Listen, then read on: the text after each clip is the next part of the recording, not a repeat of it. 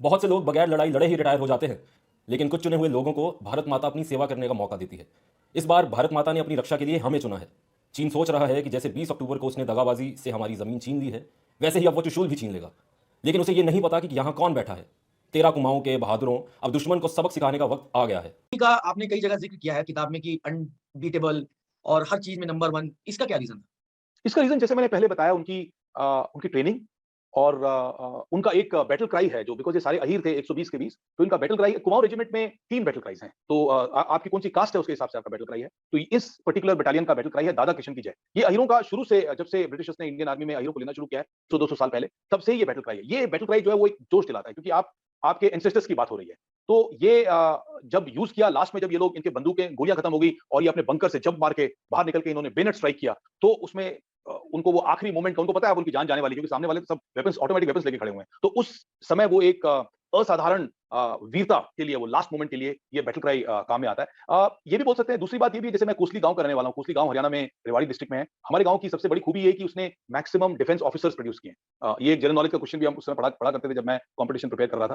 तो गाँव में तकरीबन जो गुड़गाँव है रेवाड़ी, महेंद्रगढ़ ये 3 जो डिस्ट्रिक्ट हैं इनके गाँव में ट्रेडिशन रही है शुरू से कि सब लोग आर्मी में जाएँगे। तो एक आर्मी में जाएँगे और गाँव में ये भी है कि आप आर्मी में गए हो तो आप वहाँ से अगर वापस आ गए जंग से, तो एक फीलिंग भी ये है कि ये तो लड़के नहीं आया, ये तो एक तरह से भगोड़ा है। तो गाँव में ऐसा है कि अगर आप जंग में जा रहे हो, तो आपको अपना प्राण देना ही पड़ेगा और अपने गाँव का और अपनी कौम का नाम रोशन करना पड़ेगा। ये एक कम्युनिटी फीलिंग पूरी इंस्टिल्ड है पूरे अहिरवाल एरिया में, इस पूरे इन 3 डिस्ट्रिक्ट को अहिरवाल एरिया बोलते हैं। तो इसमें आपको अगर थोड़ा-सा हिस्ट्री बताऊँ, मैं एक बैटल हुई थी 1857 में जिसके बारे में भी बहुत कम जानकारी है। वो हुई थी हरनौल। नारनौल में। हाँ, बैटल ऑफ नारनौल, उसका हाँ। ज़िक्र भी मैंने किताब में किया है। तो बैटल ऑफ नारनौल के बारे में हिंदुस्तान नहीं जानता है, लेकिन ये अहिरवाल इसको बहुत अच्छे से जानता है क्योंकि इसमें 7000 सोल्जर्स ने जो अहीरों के राजा थे यहाँ पे राव तुलाराम की लीडरशिप में 7000 लोगों ने एक छोटा-सा एरिया है नसीबपुर करके नारनौल के पास, वहाँ पे 3000 अंग्रेज हुकूमत के जवानों के साथ आर्मी के साथ में फाइट किया था 1857 में। 1857 तक ये पूरा एरिया इंडिपेंडेंट था।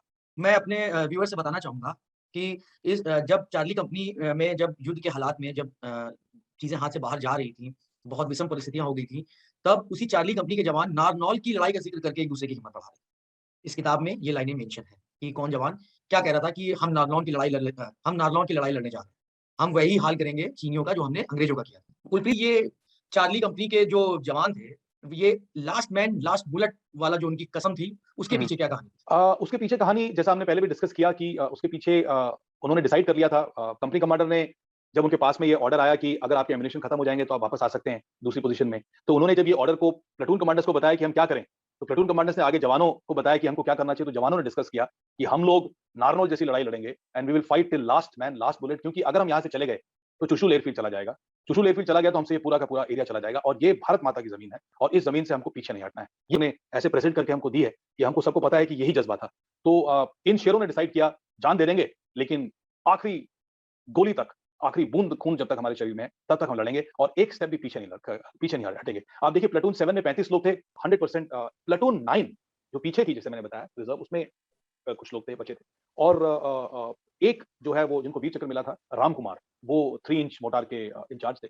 अ, तो हाँ, बस इसी वजह से जब जवानों ने डिसाइड कर लिया था और जवानों ने प्लाटून कमांडर्स को बोला कि हम ये लास्ट मैन लास्ट बुलेट लड़ाई लड़ेंगे। उन्होंने जाके कंपनी कमांडर को बोला, कंपनी कमांडर मना कर सकते थे कि नहीं, this is not how we will do हम लोग इस तरह से करेंगे और वो किसी भी टाइम ऑर्डर देते तो ये जवान वापस आते। लेकिन कंपनी कमांडर भी इसमें शामिल थे कि हम मेजर साहब ने भी जब सोचा मेरी पूरी कंपनी पीछे नहीं हटना चाहती है, तो वो तो लीडर है, उनको भी पीछे नहीं हटना है। उन्होंने इस चीज़ को एनकरेज किया, उन्होंने इस चीज़ को अप्रूव किया और तभी सारे के सारे लोग वहाँ पे उन लोगों ने अपनी प्राण की शहादत कई फ़िल्मों में भारत की देशभक्ति वाली कई फ़िल्मों में एक डायलॉग होता है जब वॉर चल रही होती है तो उसमें से एक सेना का अधिकारी कहता है कि कोई भी पीठ दिखाकर नहीं भागेगा। अगर पीठ दिखाकर आप भागेंगे तो मैं उस जवान को गोली मार दूँगा। हाँ और हाँ, मैं आपको ये भी इजाज़त देता हूँ कि गलती से अगर मेरे कदम भी लड़खड़ाए या मैं पीठ दिखा के भागूँगा तो आप मुझे बिना टोके गोली मार दीजिए। ये लाइन और ये जो डायलॉग है एनकरेज करने का अपने जवानों को, तो क्या ये जो फ़िल्मों में यूज़ होता है, फ़िल्मों में धड़ल्ले से इस्तेमाल किया जाता है, ऐसा कई मूवीज़ में मैंने देखा है, कई फ़िल्मों में मैंने देखा है। तो क्या ये यहीं से लिया गया है? इसी वॉर से? है।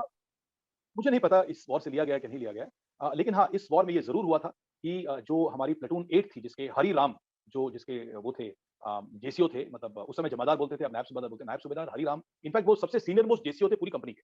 वो बहुत ही उनके बारे में जो मैंने पढ़ा और जो जानकारी ली वो बहुत ही स्ट्रिक्ट और डिसिप्लिन्ड और बहुत ही सोल्जर लाइक जेसीओ थे।